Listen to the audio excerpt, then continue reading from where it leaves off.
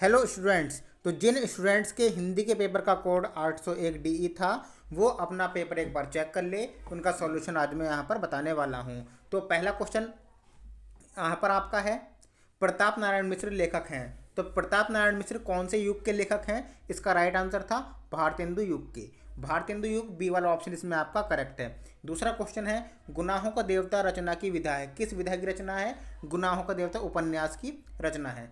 प्रश्न संख्या 3, हंस पत्रिका के संपादक थे। हंस पत्रिका के संपादक कौन थे? मुंशी प्रेमचंद, जयशंकर प्रसाद, निराला या महादेवी वर्मा? तो हंस पत्रिका के संपादक थे मुंशी प्रेमचंद। तीसरे का एक करेक्ट है। उसके बाद प्रश्न संख्या 4, कलम का सिपाही की विधा है। कलम के सिपाही के लेखक अमृत राय हैं और ये जो विधा है ये जीवनी है। तो चौथे का सी आपका करेक्ट हो जाएगा। जिन्होंने सी लगाया है उनका आ जाएगा। प्रश्न संख्या 5, लहरों के राजहंस के लेखक हैं। लहरों के राजहंस के लेखक हैं मोहन राकेश। तो आप अपने सब काउंट करते रहिए कितने आए हैं और अपने सभी कमेंट में बताइएगा कि हमारे 20 में से इतने ठीक हैं। ठीक है, चलिए क्वेश्चन नंबर 6 की ओर बढ़ते हैं। क्वेश्चन नंबर 6 है, आचार्य रामचंद्र शुक्ल एक हैं, क्या है? कवि हैं, उपन्यासकार हैं, आलोचक हैं या नाटककार हैं? तो छठे का सी जिन भाइयों ने लगाया है उनका आलोचक ठीक है बिल्कुल। प्रश्न संख्या 7, आकाशदीप के लेखक हैं। आकाशदीप के लेखक कौन है? सातवें का सी ऑप्शन जयशंकर प्रसाद। प्रश्न संख्या 8 है, मैला आंचल। मैला आंचल के रचनाकार कौन है? मैला आंचल के रचनाकार हैं फणीश्वर नाथ रेणु। तो जिनने बी लगाया है उनका बिल्कुल करेक्ट आंसर है। प्रश्न संख्या 9, केशवदास काव्यधारा के कवि हैं। केशवदास काव्यधारा के कवि कौन है? नवे का ए रीतिबद्ध। ठीक है, तो नवे का ए करेक्ट हो जाएगा। प्रश्न संख्या 10, प्रश्न संख्या 10 है, रामचंद्रिका रचना है। किसकी है रामचंद्रिका रचना? तो रामचंद्रिका केशवदास की रचना है। 10वें का ए आपका करेक्ट है। प्रश्न संख्या 11, करुण रस का स्थायी भाव होता है।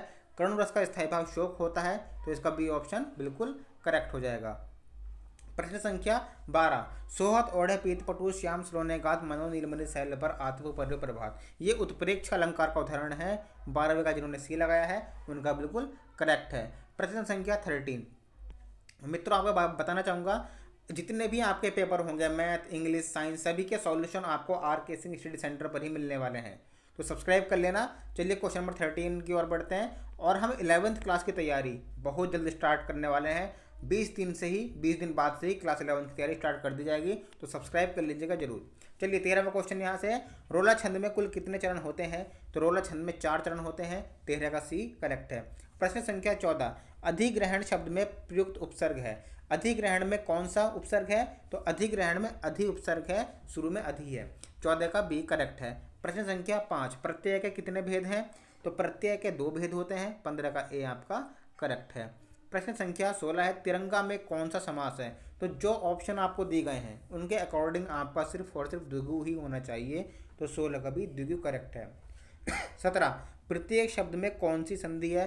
तो प्रत्येक शब्द में आपको यण संधि लगानी थी। 17 का भी करेक्ट है। प्रश्न संख्या 18, अब खीर का तत्सम है।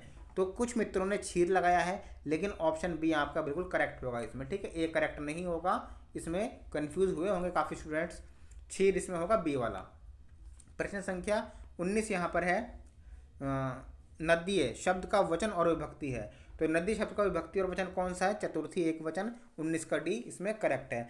प्रश्न संख्या 20 का हशिष्य था धातु का वचन एवं पुरुष है। तो इसमें द्विवचन और मध्यम पुरुष है। सी वाला करेक्ट है। तो आप कमेंट में बताइए आपके 20 में से 20 पूरे हैं, 20 में से 15, 16 कितने सही हैं। और अगर आपको और सॉल्यूशंस चाहिए मैथ के, इंग्लिश के और सभी के इंपॉर्टेंट क्वेश्चन चाहिए तो आर.के. सिंह स्टडी सेंटर को अभी सब्सक्राइब कीजिएगा। और 11th क्लास की तैयारी अब से 20-22 दिन के बाद आपको स्टार्ट करा दी जाएगी। तो आर.के. सिंह स्टडी सेंटर को सब्सक्राइब कर लीजिएगा। मिलते हैं नेक्स्ट वीडियो में। थैंक यू, जय हिंद।